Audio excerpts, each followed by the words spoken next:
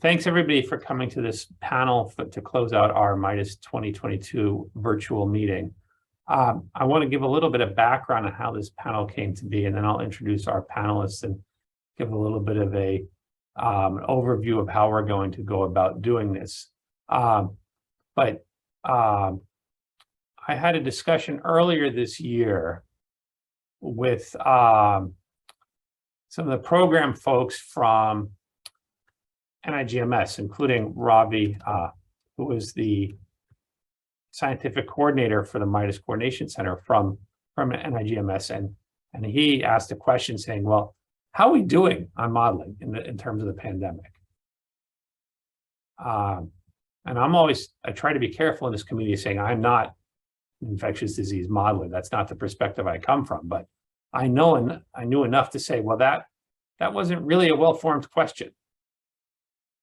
It's not, there's no single way to say, oh yeah, we're doing very well, or we didn't do very well, or it's going to be much more complicated than that. And so we moved on from there to say how what was seeming to be appropriate at this point in time, 2 years into the pandemic, as it was early this year, now we're at 2.5 years, to begin to say what has happened over the past 2.5 years at a time when there's been a huge concentration of activity in infectious disease modeling, and what can we learn from this experience, or what should we learn, and both about the modeling itself and the particular mechanics and how things are done, the data involved, how models have been used or misused, and what should that experience tell this community moving forward. I think those begin to get to be some, of course, still very broad, but reasonable questions to start asking. And so we had a panel on this kind of topic at the meeting in Bethesda a couple of weeks ago, and I think it generated an interesting discussion with a lot of different perspectives and thoughts. Of course, clear answers are still not there, but the hope is that with a different set of people who will invariably have different opinions, that we can maybe begin to move that discussion forward a little bit further here and talk today about some of those questions and just get the reflections of folks and have a little discussion about that. So with that as the stage set, we've got 4 really good panelists here. We have Julia Raifman from Boston University, Michael Johansson from CDC, Angela Rasmussen from the University of Saskatchewan, and Jeff Shaman from Columbia.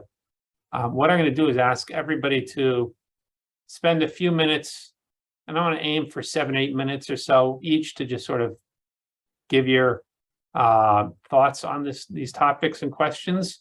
And then we're going to have a little bit of time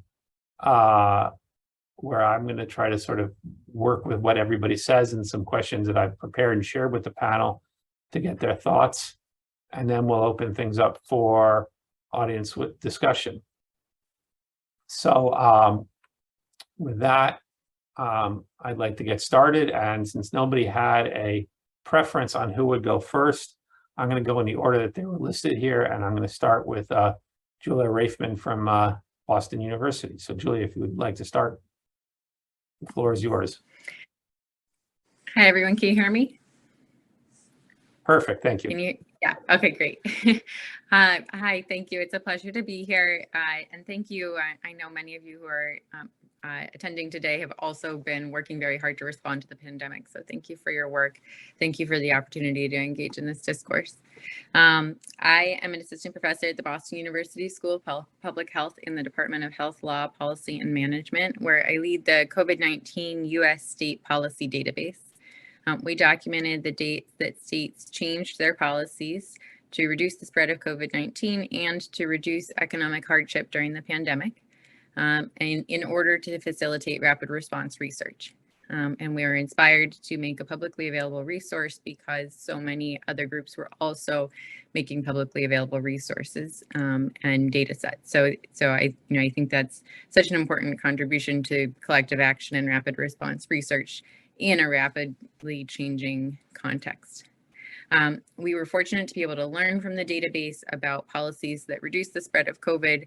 The first study on mask mandates and health affairs was based on our COVID-19 US state policy database data. We also found that eviction moratoriums were associated with reduced spread of COVID and helped inform the CDC's eviction moratorium that was in place until the fall of 2021. And our work has largely been based on the premise that disasters like the COVID pandemic and like the economic crisis that accompanied it exacerbate disparities. So we've seen that with the Great Recession, that Black and Hispanic and Asian households were hit harder. We saw that with Hurricane Katrina, that populations facing structural inequities and structural racism were hit harder. And we will see that with future climate disasters. We saw the same with HIV, right? 1 in 2 Black men who have sex with men will acquire HIV in their lifetimes relative to 1 in 11 white men who have sex with men. So we see that disasters and diseases both exacerbate disparities, but that policies can make a very big difference for countering them. And so we are grateful for that rapid response research that happened. We see that federal leadership on policies is essential. Only the federal government has the financial capacity to take on debt and be able to finance a response. Certainly the federal government has the powers to implement something like the eviction moratorium, and the federal government has convening power to bring us together to work together against diseases. The federal government also has communications power that's unprecedented, and to be able to use the pulpit of the presidency to communicate what is happening.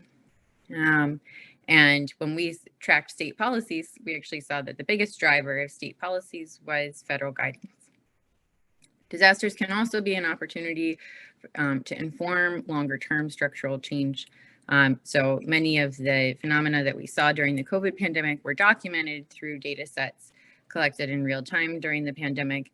And from those, we can learn about how especially vulnerable populations are affected by the spread of disease, by the economic hardship that happened during the pandemic. So we hope that similarly to the Great Recession, we have a decade of research on the Great Recession that informed a stronger economic response during the COVID pandemic. And I hope we'll have a decade of research on COVID to inform how we can have a stronger response to new COVID variants, as well as how we can reduce structural inequities overall. I take a few lessons learned, especially from the past year.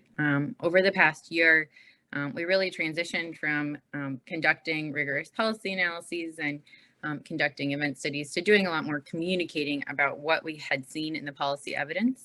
And that was because evidence is interpreted in a context of politics and power. And what we saw was that that lowest income people, essential workers, had really been left behind by the vaccine rollout. And then when just 42% of people were vaccinated in the United States, that we started to roll back layered mitigation and change the policy guidance that had been essential for keeping COVID out of the air, which is not something any individual can do. It's only something we can do collectively by masking together. And so we've really worked to communicate the evidence, and it's been a hard year. The United States lost 350,000, sorry, my dog is also very upset. The United States lost 350,000 people in a span of 7 months. And during that period, we communicated every day, the policy evidence on what we could do to reduce those deaths.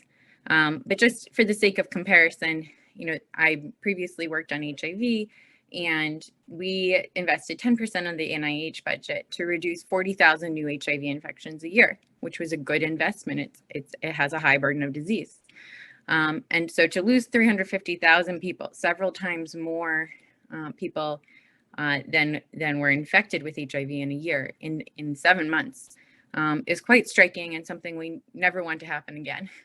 And having communicated before that I thought we were vulnerable to it happening, and then seeing it happen, I will communicate again that I think we were vulnerable to it happening again. We were vulnerable to even worse happening again. And I think it's very important that we are prepared to reduce the toll, knowing that we may not know how severe a variant will be and how many lives it will take and how much long COVID it will cause until after the variant has passed, after a surge has passed. And so it's important that we take action early in a surge when we do have that uncertainty.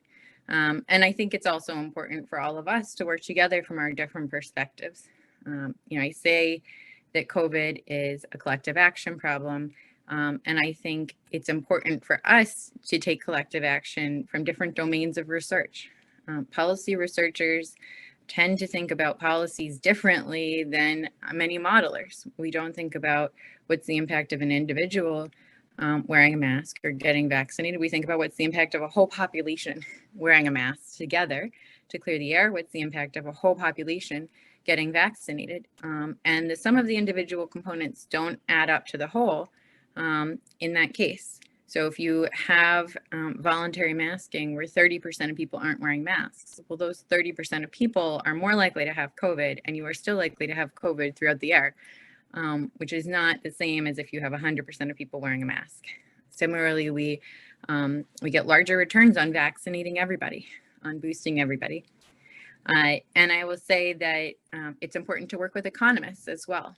Having worked on some of the economic policies during the pandemic, mitigating COVID and its harms to health and its harms to the economy and the labor force, and enough labor supply, and keeping businesses open, keeping schools open, keeping teachers and the teaching labor force going, keeping the healthcare workforce going. All of these things are societal challenges that we cannot think about as just individuals.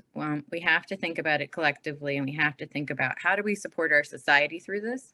How do we do so, especially with the people who are most exposed to the harms of the virus, either because they are in crowded indoor settings because of their work as essential workers, they're in crowded indoor settings in schools, or they are bearing witness to the most difficult aspects of the pandemic because they are workers in those settings. So I think these are some of the things that I think about that we need to strengthen. We need to strengthen our capacity to work together across domains. We need to make sure that equity is centered in who is in the room. We need diverse people in the room with diverse perspectives. Academics, we are not, we study diverse topics. We don't have as much diversity as the US population. We are more homogenous. We tend to be more white, more high income, more educated. And so it's really important that we work with people who are frontline workers, who are leaders in the communities that are most affected, to work together to say, how do we learn what's happening so that we can focus on that in our models? How do we work together to overcome the challenges? And how do we get through the pandemic together as a society that takes care of our most vulnerable? So I hope that's a good jumping off point for the rest of the conversation today, and look forward to any questions. Great, thank you. Lots to think about there. I've got a couple of questions I've written down, so that's really something. Thank you. Let's move on now. Let's go to Michael Johansson from the CDC. Good afternoon, everyone. Happy to be here. Thanks for the invitation. Looking forward to more conversation with the audience as well as the other panelists. Let me just first say, as I'm not going to show any slides either, but also make just a number of general comments. So this is my disclaimer. The findings and conclusions that I'm going to discuss are mine and do not necessarily represent the official position of the CDC. And that said, so my role with COVID is that I'm in the dengue branch of the Division of Vector-Borne Diseases at CDC, which of course has very little to do with respiratory viruses. But with this pandemic, it was all hands on board very early on. So I was co-lead of the CDC COVID-19 modeling team for most of the response, deployed for over 2 years, I guess, in that. I also was the technical lead for a task force at FEMA when the response moved to the national level for a few months there. So really, I had lots of different experiences, both technical and not so technical, and sort of bringing modeling data and analytics to bear internally within the government for the response. I'm going to speak. I took some notes of some sort of the topics specifically around a lot of the forecasting work that we've done. So I co-led the CDC part of the forecasting and also forecasting prior to COVID, which a lot of our COVID work sort of built on. And I think there's some specific things that are relevant to modeling within that set of the sort of things I want to talk about, but also some more general ones related to modeling that I think are more broadly applicable beyond just forecasting. So I want to start very early on. So when we, I think I can't remember when we first started really talking about forecasting, but it would have been end of January or early February. We already had influenza forecasting going on. It was focused on ILI-net data, so people seeking care with influenza-like illness, which we'd run forecasting challenges on since 2013.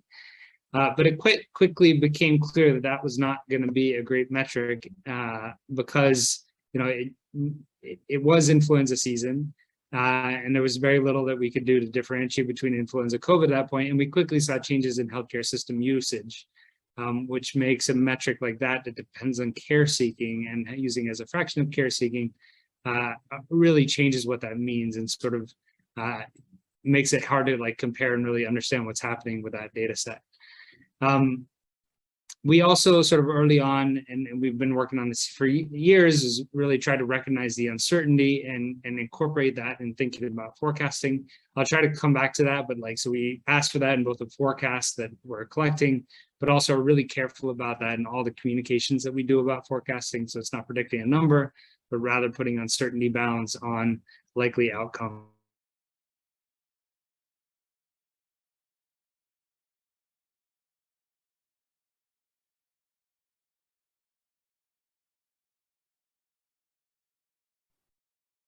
I think Michael might have frozen up a bit here.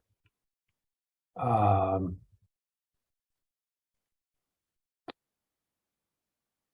assume nobody else is seeing or hearing anything from Michael at the moment.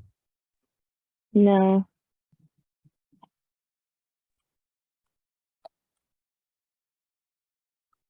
Okay, so we were discussing before we let everyone join in. Michael is actually based in San Juan, and I think they're still suffering a little bit. He's trying to get back on right now, I think. Let's see if he's on. But I'm back. Okay, great, Michael. Thanks. Okay, yeah, sorry. Things are not. And he's frozen up again. If I might be so bold, I think what he was trying to say was that things are not necessarily so stable or great down there in San Juan at the moment. So yeah, they still don't have power, he said. Right. Okay, he's trying again.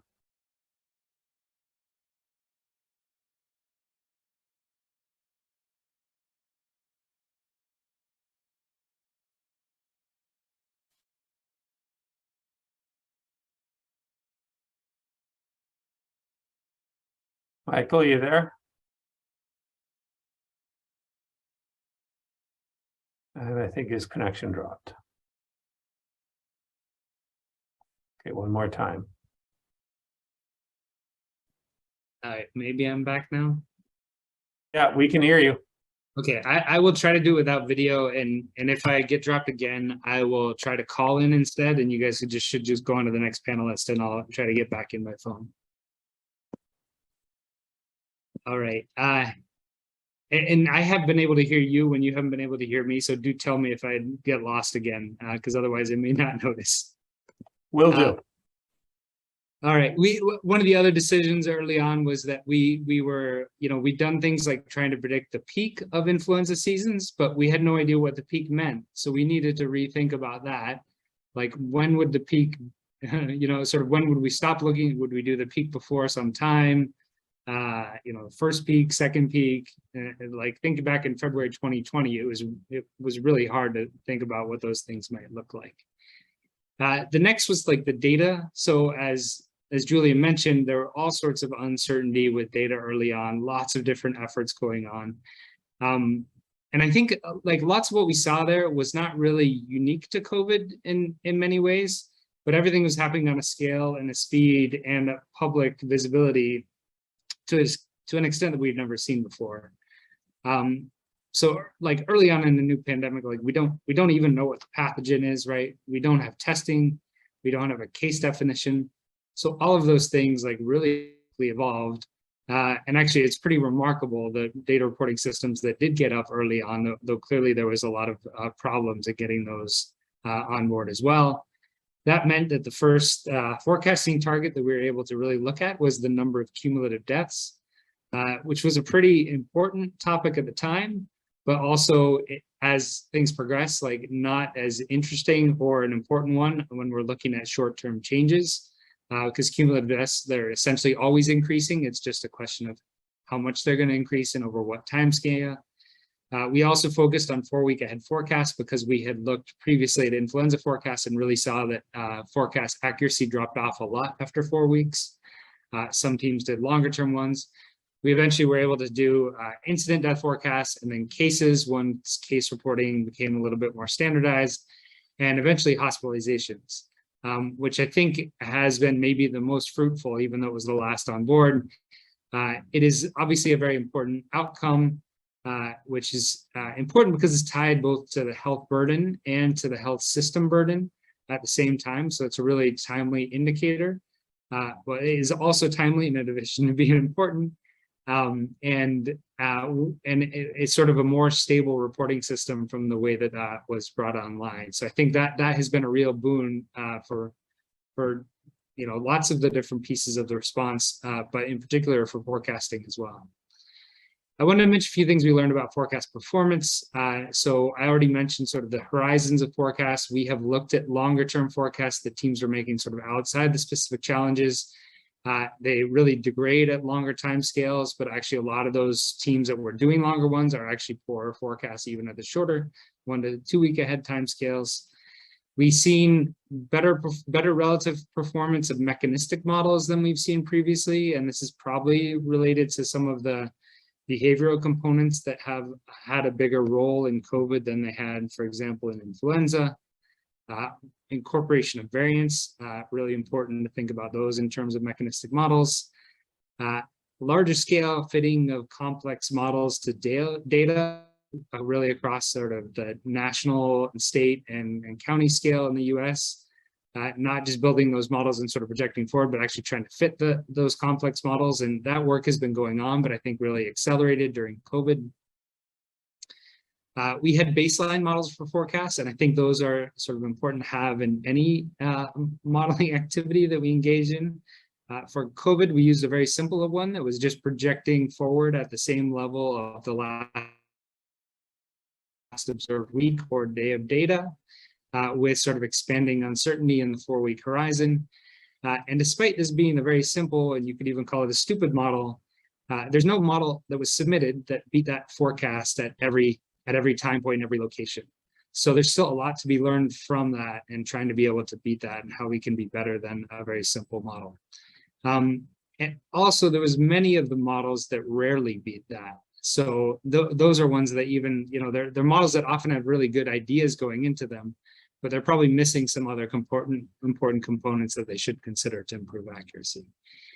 Another thing that we saw is differences at scales. So forecasts were better at the national level than the state level, better at the state level than large counties, better for large counties than small counties. We were actually on a call one time with some state authorities, and they reported on the lack of utility for county level forecasts, with a particular anecdote where they had seen a forecast for an outbreak in a small county, gone to talk to people in a large company within that county, and the company said, well, we just had a big outbreak last week, you're a little late, we don't expect more problems in the future. And essentially that's like sort of forecast catching on to something that was happening there, that like there is activity here that's important. But of course on that scale, like you might sort of burn that out faster than you can predict it.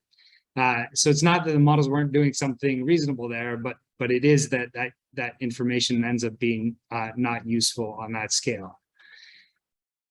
We also saw models that were different performance for different phases. So some models were really good at increasing phases or decreasing phases. Others sort of better at across the phases. and they can sort of learn from each other in some of these. I think one example is a model that's really likely to predict continued increases is going to be really good a lot of the time when we're seeing sustained increases in cases, for example, but it will be really bad when we sort of hit the peak and it overshoots by a lot. And so there's some trade-offs there that we've seen in models that are pretty interesting. That also gets to the ensembles. So we had done a lot of previous work and found that using simple averages of models tends to do better. And really we can do that prospectively. So that's been a big advantage. Having done, especially looked at ensembles over many years for flu and dengue forecasts, we were able to implement those immediately. And that's been shown to be true for COVID as well.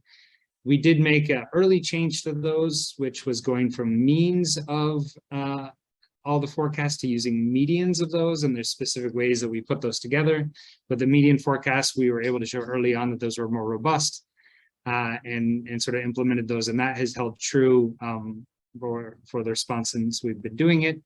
We've also looked a lot at weighted ensembles, and I think there's still really important questions there. You know, in this activity, we get different teams each week. There's different ways of doing weighting, different ways of setting up training periods for weighting, inclusion criteria, and that kind of stuff. And we really haven't solved that, though we did implement some trained ensembles. They still don't always outperform a simple median ensemble.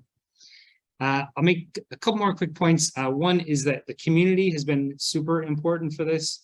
Really, we were able to build this quickly, get it up because of previous forecasting challenges that we'd run for flu especially, but also some of the others.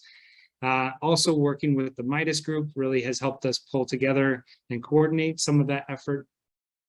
We also have a strong working group with the Council of State and Territorial Epidemiologists, which is really helpful because those are the people on the ground who are actually like talking to governors, health department people, and might actually be able to put these to use. So it's you know, better literacy and sort of understanding and communication with that community can help these be sort of better understood and used in a responsible way. We've also seen a lot of advances in sort of the technology. Happy to discuss that more. We've seen sort of an increased or a new effort in using scenario projections to get beyond forecasts and look like at what if scenarios at longer term horizons, which have been really useful for a number of important policy decisions and longer term questions. And I think that, you know, Harry asked about sort of how good are the models. You know, I've described some of the challenges that we have with them in the forecasting context. I think many of those are applicable to other modeling efforts as well. And I think where we want to move for forecasts is that there's room to improve the reliability so that like we know that we have similar reliability in times of rapid increase, times of peak, times of low incidence. Having more certainty, so we have some very large uncertainty intervals in order to be able to capture the outcomes that happen. It would be good if we could reduce those, but retain the reliability. It would be good if we could forecast at longer horizons. And it would also be good that if we can sort of match the spatial resolution of this work to the resolution of where the jurisdictions where decision-making is happening. Whether that be, you know, a local health department or people deciding on whether they should wear a mask or not when they go out in the community. All right, so I'll wrap up there and looking forward to further discussion. Thanks. Great, thank you. That was really interesting. Next we have Angela Rasmussen from Saskatchewan. Hi, well, thank you so much for having me here. So I am a principal scientist and a virologist at the Vaccine and Infectious Disease Organization at the University of Saskatchewan. And it's kind of funny to be invited to talk about models because I'm not a modeler in the sense that many of my colleagues here are. I do use models in my own research to understand how the host response to viral infection influences outcome. But it's not so much modeling at the, you know, at the population scale or the type of modeling that often gets incorporated into policy decisions. But I am going to talk a little bit today in my short remarks about how basic science is kind of being left behind and how that is leaving us somewhat unprepared and how we could use that potentially to improve our efforts at modeling. So early on in the pandemic, we were able to really build off of work from SARS coronavirus 1 and MERS coronavirus to really figure out some of the fundamental biology, the basic biology of SARS coronavirus 2 fairly quickly. We already had systems in place to study these viruses, so we were able to figure out, how they replicate, basic features of their replication. We were able to start vaccine development incredibly quickly based on research that had been done to develop vaccines for SARS coronavirus 1 in anticipation of that virus potentially causing a pandemic. We were able to identify targets for making antiviral drugs. We were also able to, in some cases, repurpose some drugs to treat COVID-19, in part because we were able to rapidly develop pathogenesis models, again, based on our prior experience with those other viruses. We were able to stand up genomic surveillance programs, which have been very useful, I think, in terms of tracking new variants as they've emerged. And modeling can really help with all of this, as most of you know. This really does allow us to apply this past knowledge to make these models better, to make them more accurate, to allow us to anticipate problems and to act proactively. And my co-panelists here have made their own great contributions to epidemiology and public health as well. We've developed vaccines in record time, and we are using modeling to deploy them, although we could be doing a much better job doing this effectively, as well as communicating with the public about the importance of these measures. And this kind of brings me to the fact that we've also really made a lot of mistakes when it comes to how we are incorporating basic science discoveries into all of this. So despite the fact that all of this past work with other beta coronaviruses has helped immensely, and initially there was a great deal of investment into doing basic research for SARS coronavirus 2 on the part of the federal government, both in the US and in Canada. Even though I'm in Canada now, I should say as a disclaimer, I'm originally from the US and I lived in the US up until mid-2021. So mostly today we'll be talking about the US. But that investment that the US and other governments have made into that basic research hasn't really been sustained. So we're already starting to see some of this this funding to support this work ebbing away. And we are certainly not at the point where we have figured out everything there is to know about this virus. There are still major biological questions that have to be answered. And so it really is ultimately going to be very harmful, I think, for public health to have some of this basic research being curtailed, because we're not really generating the type of data that is going to be necessary or sufficient to inform the most accurate and actionable models for how we are applying our basic science knowledge. And I'll give you a couple examples. Already we've seen potentially some Paxlovid resistant variants emerging. Potentially, there's a small signal of that. We've seen that this is happening in the lab, or you can at least induce this to happen in the lab. And that's not really on anybody's radar, I think, which is a big mistake, considering that Paxlovid in the US is considered one of the tools in our arsenal to treat COVID patients, particularly if they happen to be people who are high risk. But many people now are getting access to Paxlovid, and that only is going to potentially accelerate the emergence of antiviral resistant variants. We were also very slow to develop and approve testing across the board. From early on, there were early mistakes with the PCR testing. There were bottlenecks in the procedure to allow testing that actually were repeated then again with monkeypox, that really prevented people from accessing diagnostic testing. And that in turn has a really profound, I think, downstream effect on the models, because we don't have an accurate idea of how many people are actually infected. We don't know how to implement contact tracing because we can't identify all of those early cases, and it can just spiral from there. Similarly, about a year later, the rapid tests took forever to get approved, and then when they became available, they weren't adequately supported, so that they're still out of the price range for many people. People did not get access to enough tests that were subsidized. And there's really no reporting mechanism for people who do test positive with those rapid tests to get that information to the health departments and the people who would be able to use that information in terms of building epidemiological models and developing policy as a result. So I think that all of these things really fundamentally start with basic science, but there are so many different barriers and bottlenecks to actually getting that information to a point where you can put it into a model and have it be actionable, that we really aren't making the best use of it. And consistent lack of access, as Dr. Raifman brought up, is really a failure to let our community benefit from these rapid successes in basic science, because we're not able to translate that information into policy or into a model that would be actionable in terms of public health.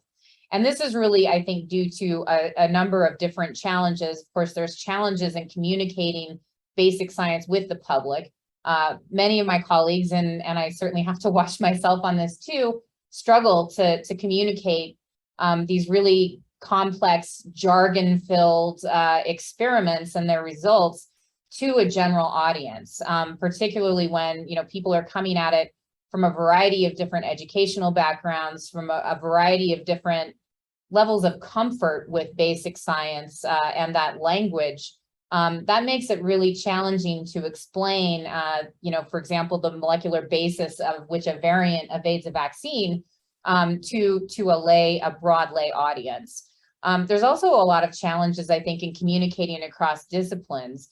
And so this is basic scientists actually talking to their colleagues in epidemiology or in public policy and public health, really trying to communicate the take-home messages from these experiments that often are very, very specialized. And even, within basic science subdisciplines and fields, it can be challenging for a virologist like me, for example, to talk to somebody who is a hardcore T-cell immunologist, simply because we don't always use the same jargon, the same language. We're not always working within the same experimental systems and models. So this can be, I think, a real hindrance as well in terms of mobilizing this basic science data to inform these models, especially when they're complex models that are taking into account all sorts of different data, including public health data, population level data, economic data, and so forth.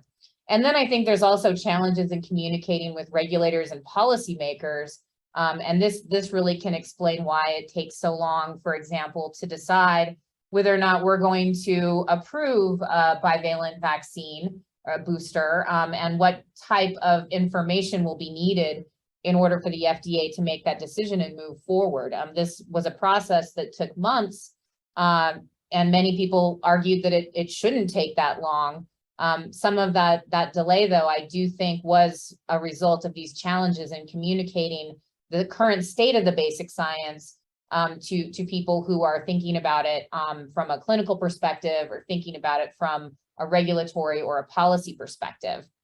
And then throughout the pandemic, just an observation I've had is that we are really suffering from a plague of binary thinking. The way that this is communicated is often in black or white, not shades of gray. So masks either work or they don't. Vaccines either work or they don't. COVID either kills you or you survive. Long COVID either exists or it doesn't. And the pandemic is either a crisis, emergency, or it's over. And I don't think that really is true for any of these issues. These are all nuanced, complex issues, and we really shouldn't be thinking about them as such categorical outcomes where we're thinking about one of two policies or one of two outcomes. We're thinking about this in terms of the nuanced, complex issues that they are. And I think going forward, we are still in trouble in terms of our readiness for the next pandemic, even in terms of our readiness for the next potential variant that could emerge. One thing that has really, I think, set coronavirus research back is a pattern of really boom and bust reactive funding. And that is when the SARS coronavirus 1 epidemic occurred in the early 2000s, there was suddenly a big influx of research funds to study this, to develop these vaccines and all of that work that I talked about earlier. that formed the basis for the SARS coronavirus 2 vaccine was originally from that initial investment in studying beta coronaviruses.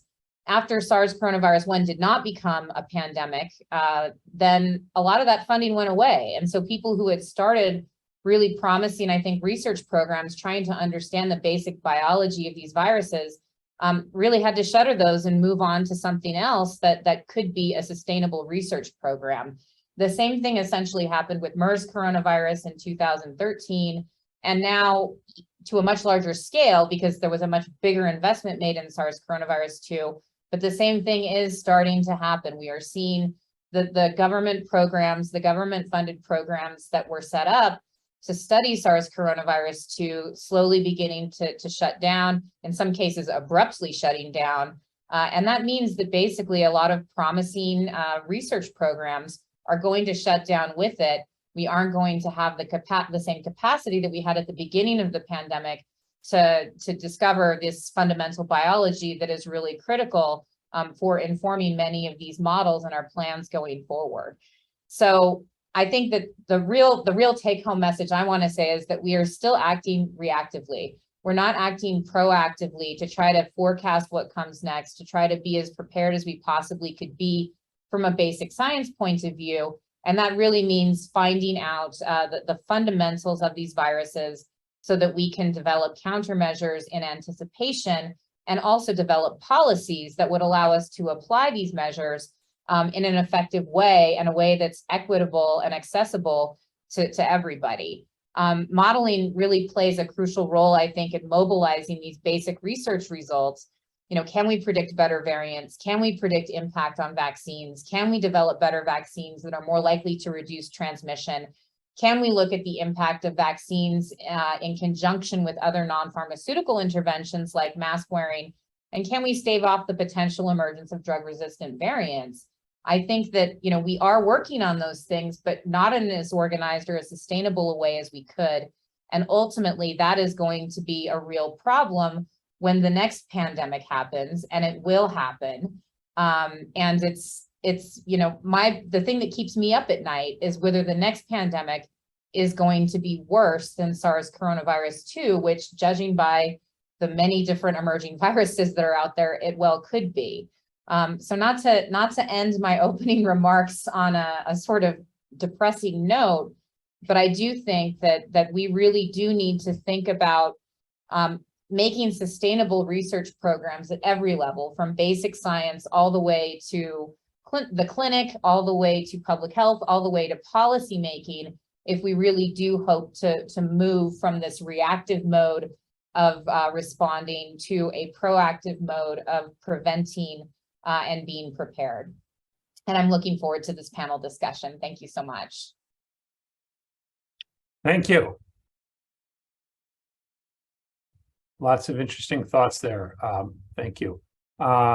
Jeffrey Shaman. Hi, a pleasure to be here. Whoops, I gotta get my video on. There we go. I just thought I'd talk a little bit about modeling, since that's the thing that I focus on, and this is, after all, MIDAS. So some of the things that I think have been heartening, that have worked well, one has been really actually the attention to modeling, and that's something that we've seen throughout this pandemic, where there's been a real hunger or thirst for what can the models tell us, be it for projections or analytics or simulations or scenarios. We've heard this from public health officials locally, nationally. We've heard it from politicians locally and nationally as well. That's actually a big change. If you go back to the 2009 pandemic for H1N1, modelers were very much marginalized. We really didn't have a seat at the table. There was a lot of skepticism of what models could actually offer, and there wasn't really an integration of this kind of quantitative, mathematical, sometimes statistical thinking into public health decision making, because there hadn't been lines of communication set up, because there hadn't been sort of habituation and harmonization and really familiarity with these models induced through years of work with them. Public health officials were very skeptical, government officials were still very skeptical of it, and there wasn't a lot of integration. of what modeling could do into public health decision-making at the time. You fast forward to the 2014 West African Ebola outbreak, and there really had been a big change at that point. When that emerged, there was real confusion as to what we could do in this situation. There was limited data available. There were people being brought on board, many of whom hadn't worked with hemorrhagic fevers, and there was a need to fill in broadly, what's the scale of this problem? How big can this get? How quickly can it change? What are some of the characteristics? How many stand-up hospitals do we need to put in place? How many gloves do we need? Basic questions were being asked, for which they were saying, I don't even know where to begin with this. And models could be brought in to help understand what might transpire and to provide sort of a logical framework for thinking about it. With this pandemic, it's been even more integrated. The time over that decade plus since the H1N1 pandemic and SARS-CoV-2 had seen a lot of growth in modeling and a lot of that integration and collaboration and communication between end users, be it CSTE, ACE-THO, the CDC, International Ministries of Health, and mathematical modelers to see what these tools could actually offer, develop the kind of familiarity and intuition amongst public health officials as to what modeling could offer, and develop better intuition amongst the modelers as to what public health needs are. And that bidirectional dialogue that took place over the span of a decade was really important for seeing that there was this kind of integration. And I think we bore the fruit of that a little bit in this pandemic.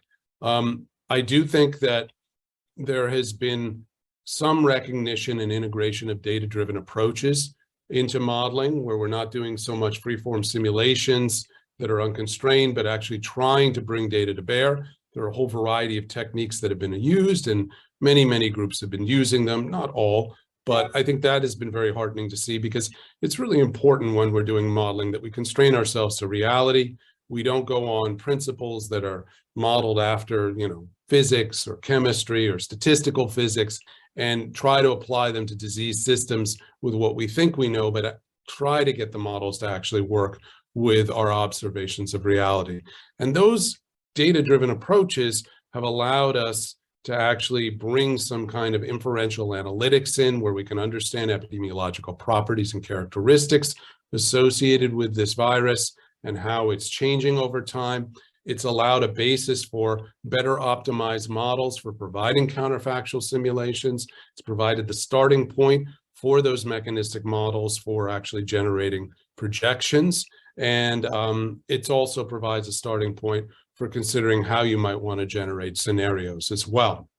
I also was heartened to see that there was some real recognition that there are limits in predictability, and that the horizon of predictability for SARS-CoV-2 was very short.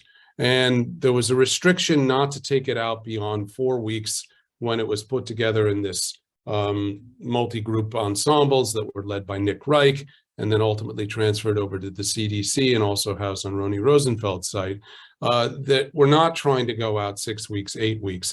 And that gets to something that I will talk about in a moment, about the difference between forecasts and projections.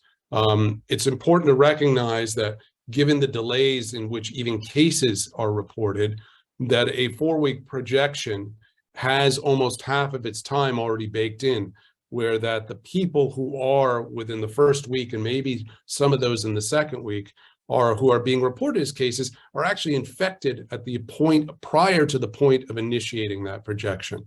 Something important to consider, and it shows you how short the window of actual projection is, because it's really only a bit of the second week and some of the whole of the third and the fourth week, I would argue. And that's just for cases. For hospitalizations and deaths, you're even more baked in, and you're looking at so much so that really the deaths that are reported in the fourth week, some of those are people who are infected prior to the point of initiating a projection. I think it's also interesting and heartening to see some of the new contributions that came into the field from people from outside disciplines. It was a little discombobulating and it seemed like chaos at times, but given that this was really a once in a century event in terms of the magnitude of the impact of this virus. We hadn't seen something like this of this magnitude since 1918. Having all hands on deck, having contributors coming from different fields to bring in new ideas and cross-pollinate was a very nice thing to see. It'd be lovely, of course, to foment this in peacetime as well, so that it's not something that's so reactive, but it's actually proactively engendered. Some of the issues, well, I'll start with the one that I alluded to already, and that is forecasts versus projections. And I think the nomenclature is very important to consider. I disagree with some of my colleagues about this. I've had discussions with them about it. And I really do think that forecasts have to be used, that term, and even prediction should be used for situations where you're dealing with a system that's relatively stationary, where the properties, the statistical properties of it are going to stay in place, and that you have an ability to generate accurate forecasts based on a really good notion that the rules of the game are not going to change going forward. With COVID, particularly in the first year, we were really looking at conditional probabilities in all the projections we made. And that's why I call them projections. They were if-then statements. If society doesn't lock down, if society doesn't mask up, if society does mask up, if it's business as usual, if a new vaccine doesn't come out, if no new variants appear, this is what we think may happen. And those kinds of biological and behavioral changes are things that we really can't predict very well in the model frameworks that we're using to generate these projections. And I think they have to be explicitly accounted for and admitted to, that whenever you're making a projection, even if you're just saying, I think, well, whatever society is doing, they're going to do for the next 4 weeks or 6 weeks, if you want to go longer, then you need to state that explicitly. You need to account for that, because you are assuming things that we clearly have seen throughout this pandemic have varied and have not been really adequately predictable to say that they're stationary phenomena. In mid-November, most people would not be predicting mid-November of last year that a new novel variant was going to emerge out of South Africa and within the space of the next 6 weeks completely displace Delta in the United States. That's something that we weren't going to be able to predict. And I think it's important to have those kinds of projections in place where the conditions, the if statements, are explicitly elaborated on. I don't like the long time scales of some of the projections for the same reasons that Michael alluded to, that when you look at longer predictions for forecast systems such as the flu, which for seasonal flu is a more stationary system, and you're really not looking at conditional systems, it erodes over time. There's a limit of predictability for a nonlinear system, such as the growth and expansion of an infectious disease such as SARS-CoV-2, that puts a cap on how far into the future you can really say something with any sort of reliability. And I do think it gets a little bit ignorant to continually spout out 6-month and 1 year ahead projections of where we're going to be, even if you call them projections, and put 6 significant digits on the number of people who are going to be hospitalized or die. That is a problem. That is a disservice, I think, to the communication effectively of what models can and can't do. And it takes expectations and puts them out of whack in the general public and within the scientific community. I also am not crazy about the overemphasis on scenarios that I've seen that is getting more and more baked in, and I would like to push back on it here and wherever else anybody will bother to listen to me. I think it's bad for the community for us to have so much emphasis on scenarios. They're cheap, they're easier. If they're done over very long time scales, they're not actually being vetted for how accurate they are. And if they're done in multi-group settings, it often takes a lot of collaboration and negotiation of what's going to be done. And the problem in question is in the past, by the time the ensembles are generated, they have projection intervals that don't even overlap. So I don't know what that means in terms of the ability of any of these models to be right. And very often, many of the models, because it's everybody on board, are not well posed for addressing the scenario questions that may be in place. Now, I say this, but I think scenarios are very important. I just don't think large collaborative endeavors with long time scales of lead that take a long time to put together are the types of things that scenarios are meant for. I think they're meant for collaborating with local partners, your local public health agency or the CDC or some Ministry of Health in another country. If they say, I really want to know what happens if I shut down the schools, or if I shut down the restaurants, or I limit the capacity this way, or if I can get people to increase their masking levels, what is this going to do for me? How does this impact the virus? And how do we stage a rollout campaign? That's the kind of thing where you want to turn around and deliver it to those public health officials so that they can integrate it into their decision making. And I have to say, there are groups that did it. I know my own group did. We work like dogs doing this for New York City Department of Health and Mental Hygiene over the course of the entirety of 2020 and well into 2021, virtually every week delivering new scenarios for them and working with them to help troubleshoot, come up with ideas for how they might actually function as a city in response to this crisis. But that's different than using it as sort of an exercise that's academic, that isn't well integrated with public health, and for which the aim may be publication or some of the other currencies that academics really have to work in, because that's important for our livelihood and our promotions and whatnot. So I want to lastly push back against that. I don't think it's as useful as methodological advances, understanding how we can make our models better, how we can integrate more and different types of data into those models, and how we can use them in well-constrained, optimized, and validated ways to say things specifically about the disease systems that we're studying. I'll stop there. Thank you. Looking forward to the discussion. Okay. Well, thank you all. That was really a lot of very interesting and thought-provoking comments. I know I'm swirling with a couple of things that I would like to address.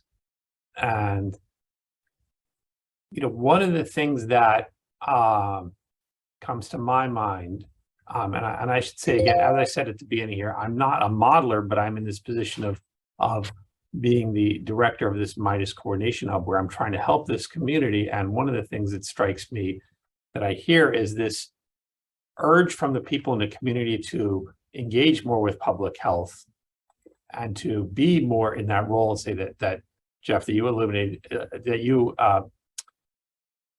you referred to of helping out the decision makers.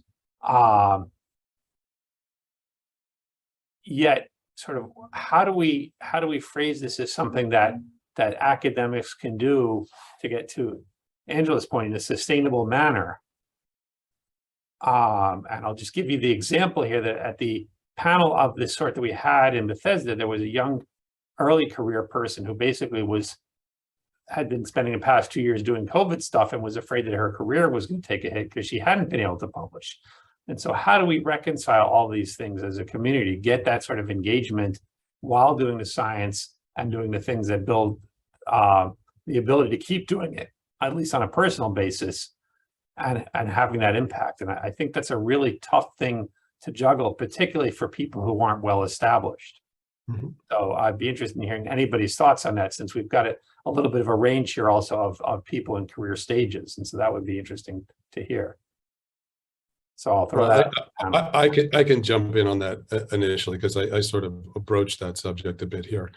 But, look, the incentive structure for academics is, you could just say publish or perish, but you need to bring in grant monies, you need to publish, you need to be recognized in sort of these conventional academic metrics. And unless academia changes what it values for promotion and tenure and job security for people who are coming up in the ranks within academic institutions, that pressure is always going to be there. And if they don't recognize somebody who spends 2 years working hand in hand with their local public health agency to help them inform decision-making in a real public service, then you have a problem there.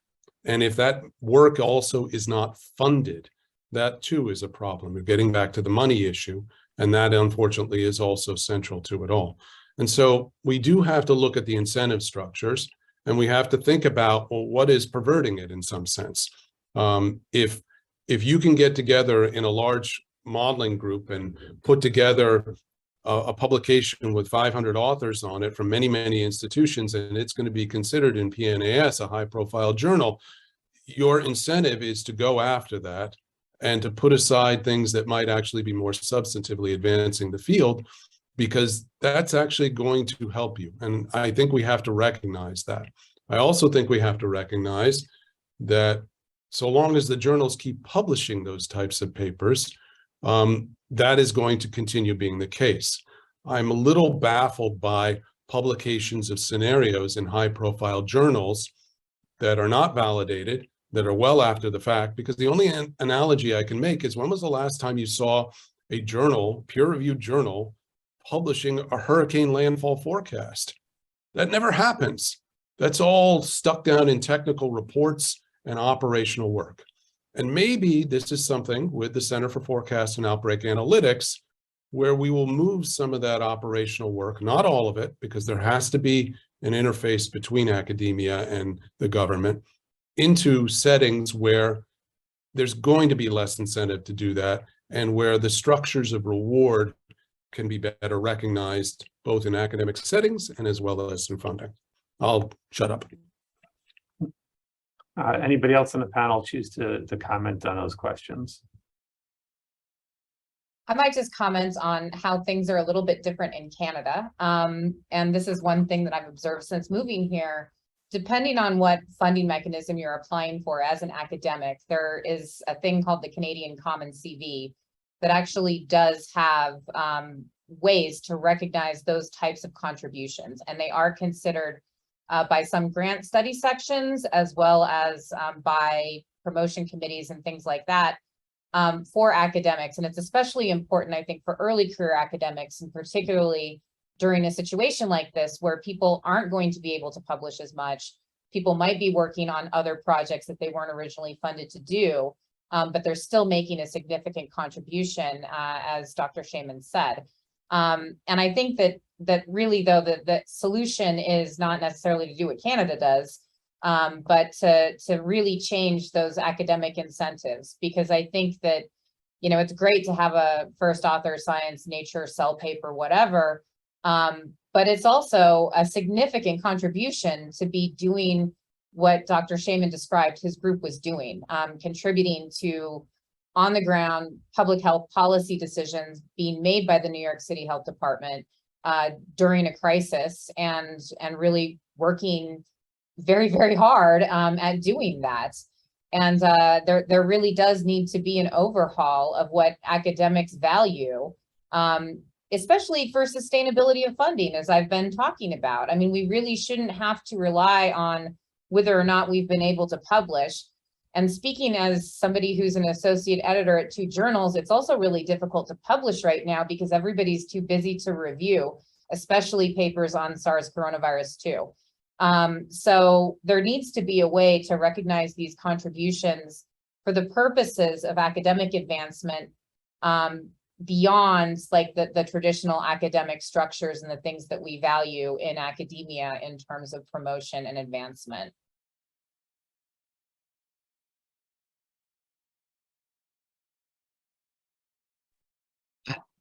I'm happy to jump in a bit too. I turned my video back off because it seems like that is a problem for my connection, unfortunately. That's fine, Mike. Go ahead. I agree with basically all the comments so far, and just a few things to add. I think like one important thing that we can all do is talk about this, because I think there is, the tenure committees, tend to be less appreciative of the value of some of this kind of work than most of us are. And someday some of us will be on those tenure committees, and we can sort of help push those things forward, but also like let those people know that this is important work. So that's one of them. Another is, as Jeff said, like CFA does have a role here. And I think, sort of professionalizing some of the more operational work can both take some of that burden potentially off academic teams, but also help focus that work on sort of pushing the science forward more, which I think is really, there's been a lot of blurring sort of across that. And the more we can define different roles within that, I think the better we can be clear about like what our contributions are and how they fit together with the broader community. And then the third thing I'll add is that there's also the public health side of this, right? And we need to think about, so I'm counting myself there now at least, is how do we work with what your incentive structures are in academia? And so we definitely recognize that like publications are important for that to happen. They're also important for like establishing the record of what was done and how things were developed and the evidence of what we use to help support responses. So we I think on our end, we need to continue working to sort of like let public health departments know that this is actually, while publications are not helping them, perhaps working with the scientists and supporting their efforts to get publication is worth some of their time, because it helps that scientists keep the engagement and move the work forward to help them. So I think there's like a give and take there, and we need to be cognizant of that on the public health side too. Hi, I can speak as an earlier career scientist, and I can say, I've always focused my work on what's most important, and I found that very rewarding. And I think right now, just to pull on a lot of the other themes that we're hearing, I think that COVID remains very important. COVID was a top 10 cause of death for every age group in the past year. The burden of long COVID is quite high, and we have more to learn about it. And the next variant might already be spreading in our midst. We need to be prepared for surges, and we need to learn more about how to mitigate it. We need to learn more about how to mitigate long COVID. And we need congressional funding to do this. I also spoke at the beginning about a decade of research that helped us learn about recovery from the Great Recession and how we could better respond to the next recession. And that helped us actually have reductions in poverty during the COVID pandemic. To have such high unemployment and then be able to respond to that effectively was very important for people's well-being. And so a lot of the learning, so much of the COVID response has been rapid response, and people haven't necessarily had an opportunity to publish a lot of what they learned. And I think it is very important that we have funding to support ongoing work for this ongoing challenge, for this ongoing threat that it could kill even more people than it has already, and that we learn from the period of emergency and the ongoing spread right now. Absolutely. Thank you. These are great comments. We have about 20 minutes left. I feel like we're just getting started, but I do want to acknowledge the audience and say, if folks have questions, please raise your hand or put something in the chat. I'd like to bring everybody in here, so it's not just 4 or 5 of us controlling everything. So please jump in if you have anything you want to contribute. That said, I'm going to go ahead and ask another question which comes to mind in terms of thinking about this from the research perspective and the people doing the science. Heard a little bit about some of the difficulties of doing this in an interdisciplinary sense, but I'll just ask it as the question, do modelers need to work more with people from different disciplines on research projects? Should there be economists on the research grants, or public health people, or other people from other fields? And if so, what does that look like, and what are the challenges or pitfalls there? I can speak to this a bit, especially since I commented on it a bit already. I think I really value modeling. And I think it would be great to pose questions to modelers that come from the policy space, which is very much, how do we build models that help inform what we should do in the worst case scenarios? Now, we have some worst case scenarios that we can learn from, right? Like Delta killed a record number of young people and killed about 200,000 people in a few months, and then Omicron after that, right? So when during those periods, can we look at the cumulative deaths, and can we see when the slope is very high, very steep, and can we say, well, when would we implement mitigation? When should we turn it on to have the most impact on reducing those deaths? And what kinds of mitigation? also, as I was saying, modeling policies is different than modeling the sum of individual behaviors. So how do we explicitly work together to think about that? To think about modeling vaccine mandates and booster mandates. I can see in some of the economic data that fewer people are missing work when they're boosted. So the benefits go well beyond just the benefits to reducing transmission and reducing severe disease. They also help improve the labor supply. They also help reduce overwhelming hospitals. So how can we work together to kind of think big picture about that? And I would encourage everyone when making models to ask, why? What is the actionability of this? And I think something that has been a miscommunication sometimes has been when modelers share, well, here's when we expect this to end. And from a policy perspective, we're always thinking about, well, how can we tell when something problematic is starting? How do we, really the question is about how do we prevent massive harms from happening? How do we know when we don't need to turn something on so that we can find some balance and take a data-driven approach? But I think these are the questions, when should we be turning on policies? And a focus on equity and explicitly modeling heterogeneity. We've seen that life expectancy has declined much more for people who are Native American and people who are Black and Hispanic than for people who are white. And how do we really focus on, what's happening with essential workers? Some of our work shows that the lowest income workers have missed 12 times more work due to COVID than the highest income workers. And it's easy to not see that if your community is all higher income. And so how do we explicitly look at that heterogeneity and how we can ensure that those populations with the most exposure are protected? And then I think, again, we need funding. I think we need to welcome different perspectives. So much of academic training, and I trained with economists, and the culture is really that you dunk on each other and you say, I don't believe that model because it violates the conditions. And that really helped me strengthen my models. It was very helpful for learning. And at the same time, it can lead us to say, I don't believe anything that this field does. And I think what we have to recognize is that all of our science is imperfect. Everything we do is. And so how do we work together to make models that are useful and work together to make to avoid as many pitfalls as possible and produce something that improves equity. We have a lot of room for improvement, having had so many more deaths in the United States relative to other high income countries. So, let's start working together to think about how can we change that going forward.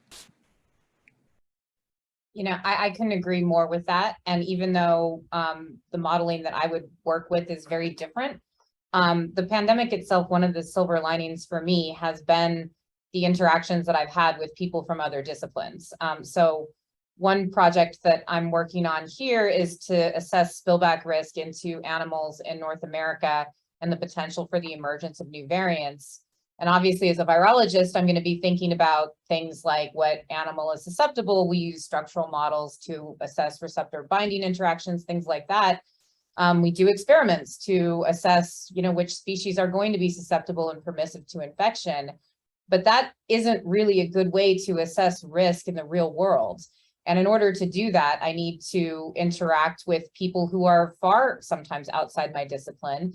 Veterinarians, people who have expertise in One Health, ecological modelers, epidemiologists, behavioral scientists, people who work with the way that humans interact with animals in their environment. All of those other disciplines that prior to the pandemic, I wouldn't have necessarily even known anybody from some of these other fields to reach out to collaborate with.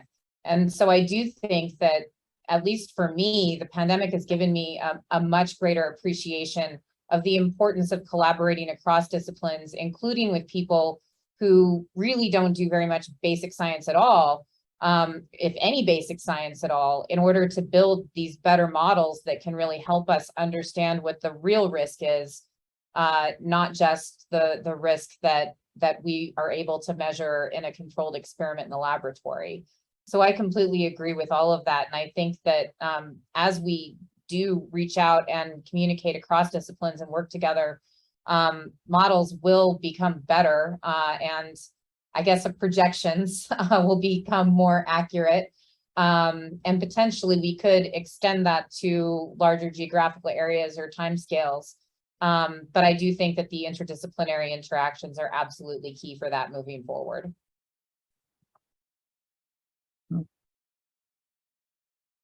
Okay, other comments? Well, I could just briefly third that, I guess, but I think it always comes down to the context of what you're doing and the questions you want to ask. And what's really critical is that if you have two people from different disciplines, that they're both invested in making it happen, because there's usually has to be a dialogue, whether it's purely a research and academic enterprise, or if it's an interaction with public health. You have to have both parties invested in getting over the language barriers and actually getting to a point of understanding of each other's perspectives and the difficulties and problems that you face in the work that you do, each person, so that you can actually collectively come to solve that. And that you can bring methods and ideas from a different perspective to bear on somebody else's work in a open, nurturing way. I'll fourth that, I guess, or fifth it. Maybe we can count Harry too.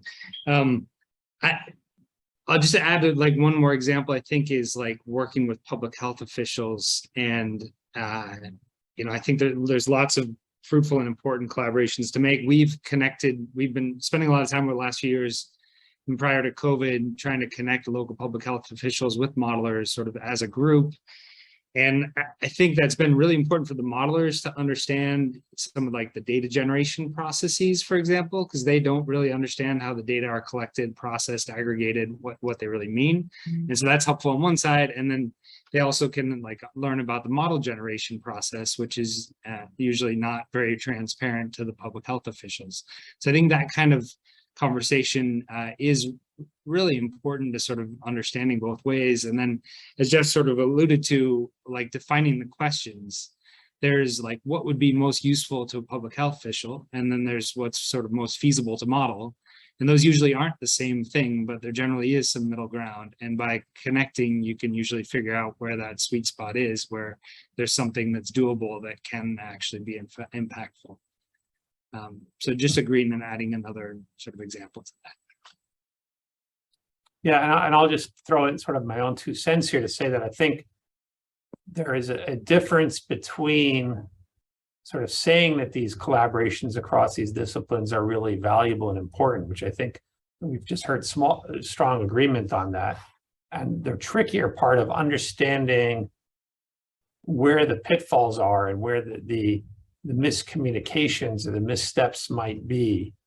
Obviously not being able to see all of those in advance, but trying to figure out how to do it in a thoughtful and purposeful manner. That's where the tricky part comes in. And I'm not going to say that it's always going to be difficult or that anybody's made any sort of notable missteps, but it is a challenge to get that right sometimes when people do come from such different perspectives.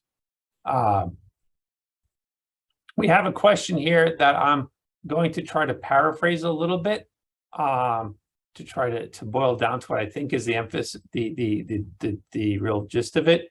You can look in the chat if you want to see the original. And my apologies if I missed the point here, but I'm going to say the question really being how can or should or modelers work with the possibility that sometimes the public health statements coming out of some agencies were things that turned out to be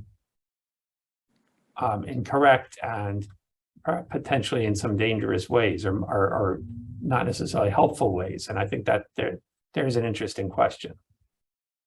Oh, I could talk about this for hours. I'll just say that, I have lots and lots of examples. I remember seeing a popular medical correspondent explain to the world on a show that it was in January, it's transmitted by droplets. And I'm sitting there going, how do you know? We don't know this about any respiratory viral infection that impacts humans. It's not been observed. How do you know this about some novel entity we've never seen before? I was on a call with the WHO in early February where they said, we're not going to recommend masking because people will play with the masking. It's not going to be ineffective. And it was a parroting of dogma. And both instances, it was just dogma that, well, if it's airborne, it's got to be as transmissible as measles. Well, where did that come from? I have no idea. Is this something that's perpetuated in medical schools? I'm not certain. If masking doesn't work, well, why don't you look at the literature and get a more balanced view of it? We have a problem with identifying in a crisis situation who are the people who actually have the skills that have been developed typically in peacetime to really know the system best. And what you usually have are generalists whose job it is to, synthesize information at a superficial high level and disseminate it, be it whether they work on a national news organization or they work at the WHO, who don't necessarily have the intimate knowledge to say that this is a person who actually has been studying this phenomenon for the last 20 years. You don't know who they are, but they're the ones who really know about it. And I don't know how we do that identification because, maybe I knew a few things better than other people for this pandemic, but that doesn't mean when the next major one comes, and hopefully it will be after I'm dead, but if it's not, that I'm not the wrong person or just doddering and I should be kept away from any sort of microphone, as it were. I think we have a very difficult need to recognize when people are spouting just conventional wisdom as opposed to an evidence-based assessment of what's going on. And the fact that people couldn't say at that time, I don't know, we don't know, when there was no evidence, was really problematic. And I think that led to a lot of misstatements. I also think an inability to identify the people who were doing the work that needed to be paid attention to also led to the delays in declaration of this as a pandemic. I'm not sure how we remedy it, but maybe some of my co-panelists have some ideas for that. I think I really appreciate the CDC's 2014 Crisis and Emergency Response Communications Manual, the CIRC manual. And the first principles of that are to be first and be right, to not minimize or exaggerate the extent of a threat, and to help communicate to people actions that they can do to help carry people through something collectively. Now, we count on our institutions to be able to do this. And we have not seen our institutions be able to rise to the occasion to do this. The whole premise of be first, be right is that you have to be first, because if you don't put out accurate information first, then misinformation will dominate. Other people will come in for profit motives or for whatever reason. And so that is what we saw play out. We saw that when we didn't have strong, clear messaging on what we did know, what we didn't know when we were working to learn from our institutions, that then we started to see, the op-ed pages and Twitter fill in.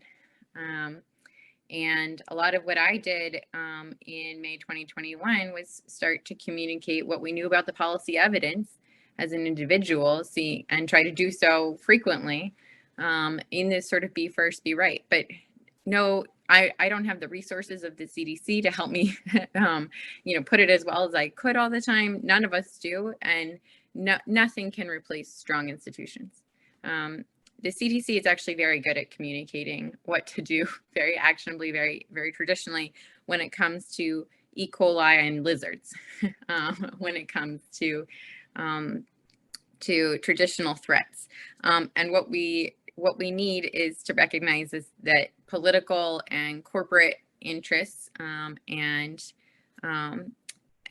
forces that aim to charge up issues like preventive measures in a pandemic are working to stir up controversy and misinformation, and that we need even stronger institutions to counter that. And so, I think that means depoliticizing the director of the CDC position, making it a non-political appointment. It means allowing CDC scientists to present what we know and what we don't know, without being constrained in what they say. And we indeed did see some slides that were leaked that said universal mask policies are essential. Those were from the CDC scientists. And so, I think that the institutions strengthening and being able to work in the social media age when everything spreads so much more quickly and misinformation spreads so much more quickly is a lot of the task ahead. I really strongly agree with that. I think as somebody who does have a pretty large following on Twitter and has certainly also made missteps about these very issues, I think it's critical for individual people who are engaged in these communication efforts to acknowledge when they've been wrong and to become comfortable with saying that they don't know.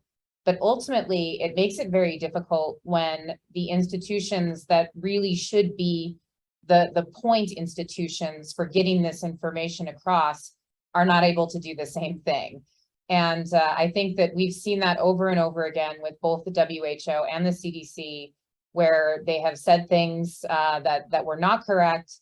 They didn't really acknowledge uncertainties as well as they could have. They didn't communicate that well.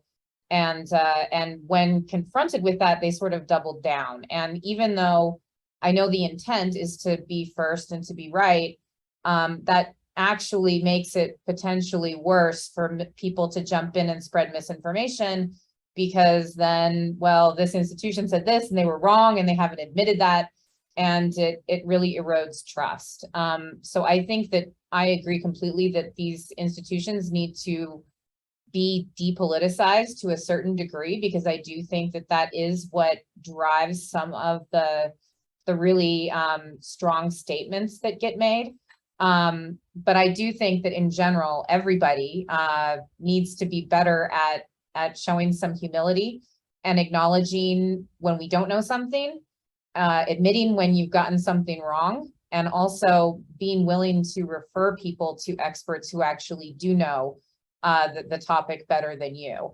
And this still happens to me all the time. I'll be on, an interview or something on live TV or radio, and somebody will ask me a question that's obviously better suited for a clinician. I have no idea how you should treat a patient with COVID-19. I know how to euthanize a mouse with COVID-19, but that's not the kind of information that's going to be helpful to people who want clinical information about it. And in those situations, you have to be willing to say, I don't know. That's not my expertise. You need to speak with somebody who does know what they're talking about there. And I think that there's not nearly enough of that for many of the reasons that we just discussed. You fill in the blanks with social media, with the op-ed pages, and sometimes you get quality expertise and sometimes you don't. So it's almost Sorry, 5 can o'clock I add a now. quick comment? Yeah, sure, Mike, go ahead. Yeah, I'll just try to be really quick because I do realize it's almost 5 o'clock, and I'm not going to speak to a lot of the comments of the previous panelists, but I do agree with the vast majority of them. From kind of the inside out, I think one of the things that's very helpful outside of the government is having open data, open research, sharing things, speaking openly about that, and having that dialogue that's not just coming from the government, but also coming from many experts outside. So I just want to I'll say thank you for that, but also that's an important piece of this puzzle too. Yeah, and so since it is just about 5 o'clock, I wanted to respect everybody's time and to wrap up here. So I'll offer the panelists if anybody has a quick closing comment they'd like to make. And no is a perfectly fine answer.